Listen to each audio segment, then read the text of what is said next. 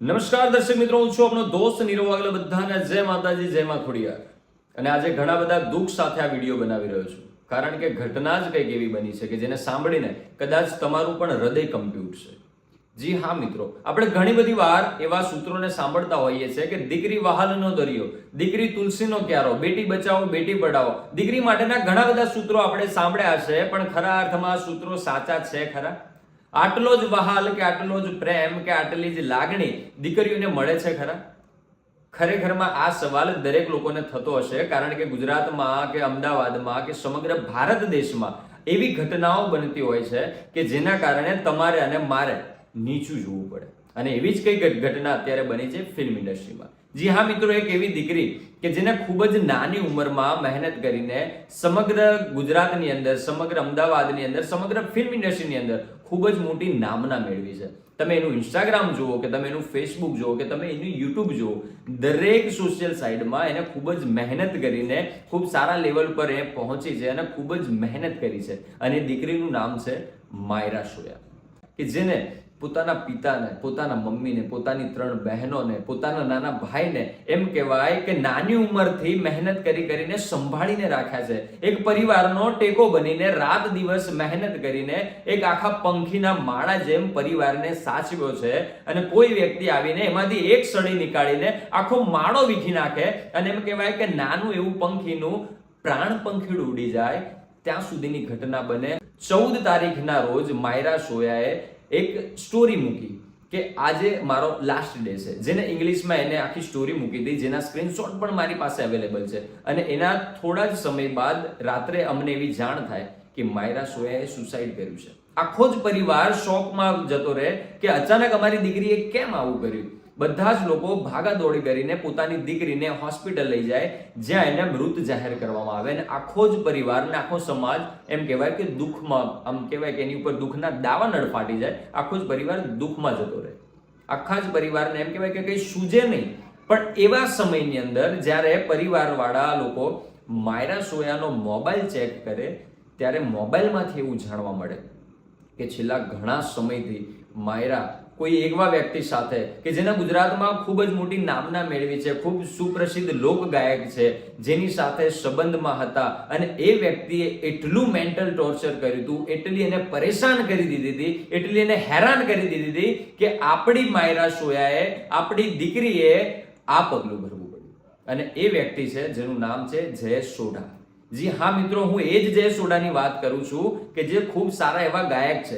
અત્યારે મારા મોઢેથી આજ પણ એમના માટે સારા શબ્દ એ માટે નીકળે છે કે આજ સુધી આપણે એમને સામેની સાઈડથી જ જોયા છે, આપણે એમને એક કલાકાર તરીકે જોયા છે. પણ એક કલાકાર આટલો હેવાન નીકળે એ આજ સુધી કોઈને ખબર જ ન હતી. જી હા મિત્રો, જ્યારે એ પરિવાર સાથે મુલાકાત થઈ કે એ લોકોની સાથે અમારે વાર્તાલાપ થયો, એ લોકોની અમે તકલીફોને સાંભળી, ત્યારે જાણવા મળે છે કે માયરાને આત્મહત્યા પછી માયરાનો મોબાઈલ ચેક કરવામાં આવે છે. એ મોબાઈલમાંથી જયેશ સોઢા સાથેના ઘણા બધા એના ફોટોગ્રાફ્સ જોવામાં આવે છે. અને જયેશ સોઢા સાથે એમ કહેવાય કે જ્યારે માયરાએ આત્મહત્યા કરી છે ત્યારે પણ છેલ્લી વાત જયેશ સોઢા સાથે કરી છે. અને એ મેસેજમાં, એ સ્ક્રીનશોટમાં એવું તમે ચોખ્ખું જાણી શકો છો કે જયેશે અને એના પત્ની કે જેમનું નામ છે વર્ષા સોઢા, એને એટલી મેન્ટલ ટોર્ચર કરી છે માયરાને કે એને કંટાળીને આ પગલું ભરવું પડ્યું. આ બધા જ સવાલો આપણાને એ તરફ લઈ જઈ રહ્યા છે કે ખરેખરમાં માયરા સોયાએ આત્મહત્યા કરી છે કે પછી એનું મર્ડર કરવામાં આવ્યું છે. કારણ કે ઘણીવાર એવું પણ બનતું હોય છે કે કોઈ માણસ તમારે આવીને તમારી સામે જો તમારું મર્ડર ન કરી શકે તો તમને મેન્ટલી એટલા ટોર્ચર કરી નાખતા હોય છે કે તમે કંટાળીને આત્મહત્યા કરી લો. અને એ પણ એક જાતનું મર્ડર જ છે. અને એની સામે સમગ્ર ફિલ્મ ઇન્ડસ્ટ્રી કહો કે સમગ્ર પ્રશાસન આજે ચૂપ છે. કેમ? કેમ કે એનો પરિવાર ગરીબ છે? કેમ એની પાછળ કોઈ બોલવા વાળું નથી? કેમ કે એની સાથે કોઈ ઊભા રહેવા વાળું નથી? આ બધા જ સવાલો આજે મને એ માટે થઈ રહ્યા છે કે આજે માયરા સોયાના એમ કહેવાય કે એને જે આત્મહત્યા કરી, એના પરિવાર ઉપર દુઃખના દાવાનળ ફાટી નીકળ્યા, કે દુઃખના પહાડ તૂટી પડ્યા. એ ઘટનાને આજે 4 દિવસ થઈ ગયા છે, પણ અત્યાર સુધી પણ પોલીસ વાળાઓએ એની એફઆઈઆર નથી લીધી. કેમ? શા માટે? શા માટે એની તપાસ નથી થતી? શા માટે એ લોકોને આટલા તકલીફોમાં મૂકવામાં આવી રહ્યા છે? શા માટે પરિવારનું કોઈ સાંભળી નથી રહ્યા?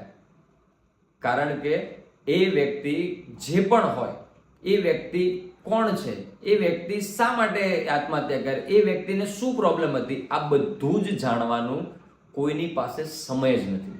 એનો સીધો અર્થ એ છે કે અત્યારના સમયમાં ગરીબ લોકો માટે કે નાના લોકો માટે કોઈની પાસે સમય જ નથી. તો જ્યારે આવી ઘટના બને ત્યારે હું નીરવ વાઘેલા જયેશ સોઢાનો ખુલ્લેઆમ વિરોધ કરું છું કે એમને આ ખોટું કર્યું છે. આ હેવાનિયત કે એટલી હદે કોઈને ટોર્ચર કરવું, એટલું મેન્ટલ ટોર્ચર કરવું કે એને એટલી ધાક ધમકી આપવી કોઈ વ્યક્તિ આત્મહત્યા કરવા માટે મજબૂર થઈ જાય. અને એનું સમગ્ર કારણ પણ હું તમને જણાવીશ. હું એમ નહીં કહું કે એમને મેન્ટલ ટોર્ચર કરી અને આત્મહત્યા કરી લીધી. ના, એની પાછળ એક આખી કહાની છે કે જેને જાણવામાં કોઈને રસ જ નથી અને ઉપરથી એ કહાનીને દબાવવામાં આવી રહી છે. જી હા મિત્રો, એના મોબાઈલથી સમગ્ર એવું જાણવા મળ્યું છે કે જયેશ સોઢા કે જેની પત્ની છે, 2 બાળકો છે અને એનો ખૂબ સારો એવો પરિવાર ચાલી રહ્યો છે, છતાં પણ સાઈડમાં એને ન ખબર પડે એવી રીતે જયેશ સોઢાએ માયરા સોયા સાથે મેરિટલ અફેરમાં ફસાયા છે. અને એમ કહેવાય કે એ જ દીકરીને કે જેની ઉંમર ફક્ત 21 વર્ષ છે, જે છેલ્લા 4 વર્ષથી જયેશ સોઢા સાથે એમ કહેવાય કે ભરોસો કરીને કે લાગણીથી એની સાથે કામ કરી રહી છે, એને ભોળવાવીને એને ફૂસલાવીને 4 વર્ષથી એનો દુરુપયોગ કરી રહ્યો છે વ્યક્તિ.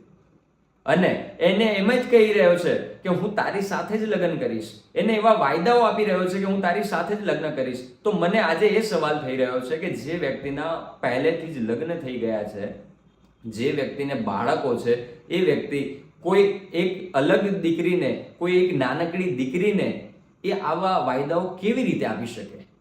કોઈ વ્યક્તિને જ્યારે પહેલેથી સારો એવો પરિવાર ચાલી રહ્યો છે, પત્ની છે, બાળકો છે, તો કોઈ વ્યક્તિ કોઈને આવી રીતે કેવી રીતે ફસાવી શકે? શું ખરેખર આ ગુનો નથી બનતો? શું ખરેખર આ જયેશ સોઢાએ આ ખોટું નથી કર્યું? જ્યારે માયરાના પરિવાર પાસે એમ કહેવાય કે આના વિરુદ્ધમાં બધા જ પ્રૂફ છે, બધા જ સ્ક્રીનશોટ છે, બધા જ ફોટોગ્રાફ છે, પણ છતાં પણ આજે 4 દિવસ સુધી એમ કહેવાય કે પોલીસ વાળાએ એક નાનકડી એફઆઈઆર પણ નથી કરી. એક કાચી અરજી ઉપર એમનો કેસ ચાલી રહ્યો છે અને છેલ્લા 3-4 દિવસથી એ લોકો ઘરેથી પોલીસ સ્ટેશન જાય છે, પોલીસ સ્ટેશનથી ઘરે આવે છે, ઘરેથી પોલીસ સ્ટેશન જાય છે અને પોલીસ સ્ટેશનથી ઘરે આવે છે, કારણ કે એમની સાથે ઉભા રહેવા વાળું કોઈ નથી. તો ત્યારે હું નીરવ વાઘેલા સમગ્ર ફિલ્મ ઇન્ડસ્ટ્રીને અને તમામ માયરાના ચાહકોને એવી દિલથી નમ્ર અપીલ કરીશ કે જો તમે દિલથી માયરાને ચાહતા હોય કે આ 3 લાખ એના ફોલોવર્સ છે અને તમે દિલથી એને ચાહતા હોય કે એની સાથે જોડાયા હોય, તો એકવાર આપણે બધાએ હવે આગળ આવવાની જરૂર છે. કારણ કે આ લડત ફક્ત માયરા માટે કે એના પરિવાર માટે નથી, પણ આ લડત એ માટે છે કે આવા હેવાનો, આવા કૂતરાઓ કે આવા એમ કહેવાય કે આવા રાક્ષસોથી આપણે આપણી બહેન દીકરીઓને પણ બચાવવાનું છે. અને આજે મને આટલા ગુસ્સા સાથે આ વિડીયો બનાવવાનું એટલા માટે મન થઈ રહ્યું છે કારણ કે હું પણ 5 બહેનોનો ભાઈ છું. મારા ઘરમાં પણ એક નાની દીકરી છે, મારી ભત્રીજીઓ છે, મારે એમ કહેવાય કે મારો પરિવાર પણ બેન દીકરીઓ વાળો પરિવાર છે. અને જ્યારે આપણી બેન હોય, આપણી દીકરી હોય, આપણે એમ કહેવાય કે આપણા પરિવારમાં એમ કહેવાય કે હસતા ખેલતી દીકરીઓને આપણે જોઈએ ને, ત્યારે આપણને એવું થાય કે આજે જો હું આનો સવાલ નહીં ઉઠાવું, કે આજે જો હું આનો વિરોધ નહીં કરું, કે આજે જો હું આના ખિલાફમાં નહીં બોલું ને, તો કાલે મારી દીકરીઓ પર આવું થતા વાર નહીં લાગે. તો મિત્રો, આજે બધા જ લોકોને આ વિડીયો થકી હું અપીલ કરું છું કે આ વિડીયોને કદાચ તમે લાઈક નહીં કરો, કે અમારી ચેનલને સબસ્ક્રાઇબ નહીં કરો, કે અમારા આઈડીને ફોલો પણ નહીં કરો ને, તો ચાલશે, પણ આ વિડીયો દરેક લોકો સુધી પહોંચાડજો અને દરેક લોકોને એવી તમે પણ અપીલ કરજો કે આ માયરાને ન્યાય અપાવવા માટે, એ પરિવારને ન્યાય અપાવવા માટે હવે આપણે બધાએ સાથે મળીને આગળ આવવાનું છે. તો મિત્રો, બધા જ લોકોને નમ્ર અપીલ કરું છું કે એ દીકરી સાથે ખૂબ જ ખોટું કર્યું છે. જે માયરા સોએ એમ કહેવાય કે ખૂબ જ નામના મેળવી હતી, માયરા સોએ ખૂબ જ એમ કહેવાય કે પ્રગતિ કરી હતી. એ પછી ફિલ્મ લાઇનમાં હોય, એ આલ્બમ લાઇનમાં હોય, એ શૂટિંગ લાઇનમાં હોય, લાઈવ પ્રોગ્રામમાં હોય, બધી જ લાઇનમાં માયરા સોયા આટલી ફેમસ એક્ટ્રેસ છે, એની સાથે જયેશ સોઢાએ ખૂબ જ ખોટું કર્યું છે. અને જયેશ સોઢાનો હું નીરવ વાઘેલા ખુલ્લે આમ વિરોધ કરું છું કે એને આ હેવાનિયત કરી છે, એને આ રાક્ષસ વેડા કર્યા છે, અને એના કારણે હું એનો વિરોધ કરું છું. અને પ્રશાસનથી એવી આશા રાખીએ છીએ આપણે કે વહેલી તકે માયરાને ન્યાય મળે અને યોગ્ય દિશામાં આની કાર્યવાહી થાય, અને આપણે બધા જ લોકોએ સાથે મળીને માયરાને ન્યાય અપાવવા માટે હવે આપણે જ આગળ આવવું પડશે. જો આજે આપણે નહીં જાગીએ તો કાલે આપણા પરિવાર સાથે પણ આ ઘટના બનવામાં વાર નથી, કારણ કે આવા હેવાનો બહુ જ બધા ઇન્ડસ્ટ્રીમાં ફરી રહ્યા છે, બહુ જ બધી દીકરીઓનું શોષણ થઈ રહ્યું છે, પણ ક્યાંક ને ક્યાંક ઇજ્જતના કારણે, આબરૂના કારણે, એમ કહેવાય કે એવી નાના મોટા ડરના કારણે દીકરીઓ ક્યાંક ને ક્યાંક દબાઈ રહી છે. તો હવે બધી જ દીકરીઓએ બહાર આવવાની જરૂર છે. બધી જ દીકરીઓએ એ વાતને યાદ કરવાની જરૂર છે કે ભારતની અંદર ઝાંસી કી રાણીએ એમ કહેવાય કે તલવારથી એમ કહેવાય કે હજારો દુશ્મનોને પાડી દીધા હતા. એ શક્તિ છો તમે. એમ કહેવાય કે માં જગદંબાએ રાક્ષસોના વધ કરી નાખ્યા હતા. એ શક્તિ છે તમારા અંદર, પણ તમારે એ શક્તિને બહાર લાવવાની જરૂર છે. તમારે હવે જાગવાની જરૂર છે. પણ એને જગાડવા માટે આપણે બધા લોકોએ સાથે મળીને આગળ આવવું પડશે. આપણે એ બધાએ સાથે મળીને બહાર આવવું પડશે. આપણે આપણી લડત જાતે લડવી પડશે. ત્યારે બધા જ લોકોને નમ્ર અપીલ કરું છું કે બધા જ આવો સાથે મળીને આપણે માયરા સોયાને અને એના પરિવારને ન્યાય અપાવીએ. એની સાથે બધાને જય માતાજી, જય મા ખોડિયાર.